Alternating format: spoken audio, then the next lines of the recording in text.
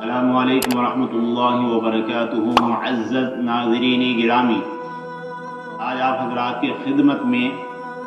قرض کے متعلق ایک عمل، ایک دعا بتلانے جا رہا ہوں کہ اگر کوئی شخص اس عمل کو، اس دعا کو یقین کے ساتھ کرے گا تو اس کے اوپر جتنا بھی قرض ہوگا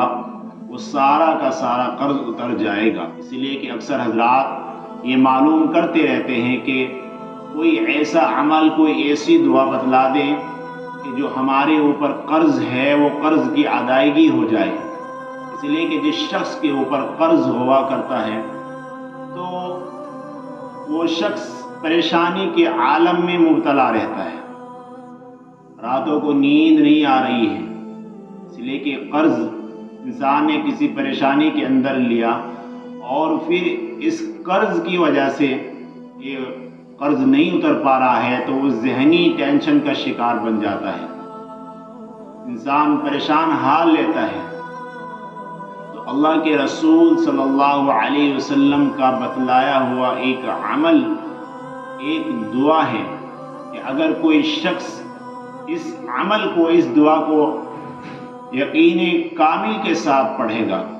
اللہ رب العزت اس کے اوپر سے سارا قرض اتروا دیں گے، اگرچہ پہاڑوں کے برابر بھی قرض کیوں نہ ہوگا۔ چنانچہ آئیے آپ حضرات کے سامنے اس عمل کو، اس دعا کو رکھتے ہیں کہ وہ عمل کیا ہے،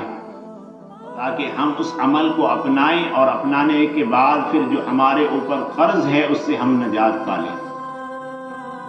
چنانچہ حضرت علی رضی اللہ تعالی عنہ کے پاس ایک غلام آیا اور آ کر کہنے لگا کہ حضرت مجھے کوئی عمل، کوئی دعا ایسی بتلا دیں کہ جس کے ذریعے سے میرے اوپر جو قرض ہے وہ قرض ادا ہو جائے۔ میرے آقا نے تو مجھے آزاد کر دیا ہے، لیکن آزادی کی شرط جو لگائی ہے وہ بہت سارا قرض لکھ دیا ہے۔ حضرت علی رضی اللہ تعالیٰ عنہ فرمانے لگے کہ میرے پاس تو میرا کوئی اپنا عمل ہے نہیں، البتہ رسول اللہ صلی اللہ علیہ وسلم نے ہمیں ایک دعا سکھا رکھی ہے، ایک عمل بتا رکھا ہے کہ اگر کسی شخص کے اوپر پہاڑ جتنا قرض کیوں نہ ہو جائے،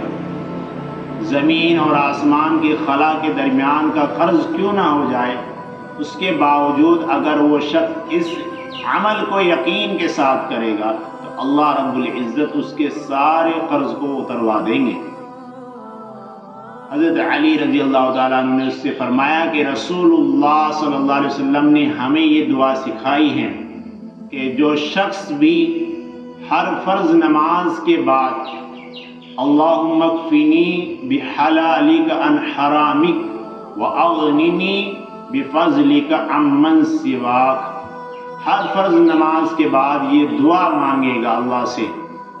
اللہ رب العزت اس کے سارے قرض کو اتاروا دیں گے، اس کو پتہ بھی نہیں چلے گا کہ آہستہ آہستہ اس کا قرض کے اللہ رب العزت اسباب بنائیں گے اور اس شخص کو قرض سے نجات عطا ہو جائے گی۔ شرط ہے کہ انسان کے دل میں یقین ہو اور پھر یہ دیکھے کہ یہ عمل کس نے بتلایا ہے، اللہ کے رسول صلی اللہ علیہ وسلم کا بتلایا ہوا عمل ہے کہ جس میں 100% یقین ہے۔ بس ہم اپنے یقین کے ساتھ، اخلاص کے ساتھ اس عمل کو کرنا شروع کر دیں، اس لیے کہ جب قرض ہو جاتا ہے تو انسان بڑی پریشانیوں کے اندر مبتلا ہوتا ہے اور یہ سوچتا ہے کہ کس طرح اس مصیبت سے، اس پریشانی سے مجھے نجات مل جائے۔ اور دوسری چیز ہے کہ انسان نیت کر لے اس بات کی کہ مجھے قرض اتارنا ہے۔ اگر قرض اتارنے کی نیت ہے کہ کس طرح سے میرے اوپر سے قرض اتر جائے تو پھر اللہ رب العزت اس کے لیے اسباب بنا دیتے ہیں۔ اگر خدا نخواستہ ایسے شخص کا انتقال ہو جائے کہ جسے قرض اتارنے کی جس نے نیت کر رکھی تھی کہ مجھے قرض اتارنا ہے اور پھر قرض اتارنے سے پہلے انتقال کر گیا، وفات پا گیا، تو پھر اللہ رب العزت اس کی جانب سے قرض کو اتارتے ہیں۔ لیکن اگر کسی شخص کی نیت ہی نہیں ہے قرض لینے کے بعد دینے کی، تو پھر ایسے شخص کی کیا ہوگا؟ اگر وہ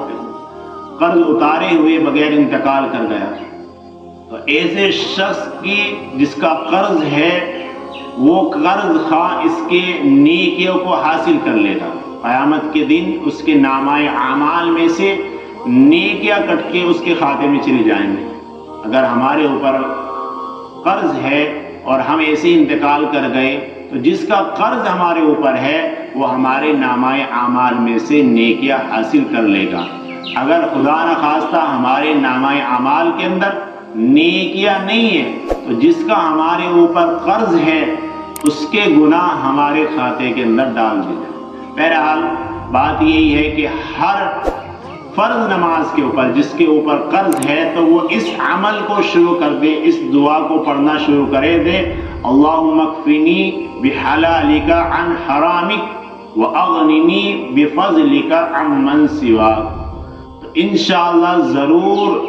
اس کا اوپر سے قرض اتر جائے گا، خواہ کتنا بھی قرض کیوں نہ ہو۔ اللہ کے رسول کا بتلایا ہوا عمل ہے، حضرت علی رضی اللہ تعالیٰ عنہ نے آگے لوگوں کو سکھایا ہے، تو اس کی برکت اس قدر ہے کہ بس یقین رکھیں اور یقین کے ساتھ اس عمل کو شروع کر دیں۔ ہر فرض نماز کے بعد اس عمل کو پڑھنا شروع کر دیں تو انشاءاللہ ضرور بھی ضرور آپ کے اوپر جتنا بھی قرض ہے وہ ادا ہو جائے گا۔ اللہ تعالی ہم سبھی کے عمل کرنے کی توفیق نصیب فرمائے۔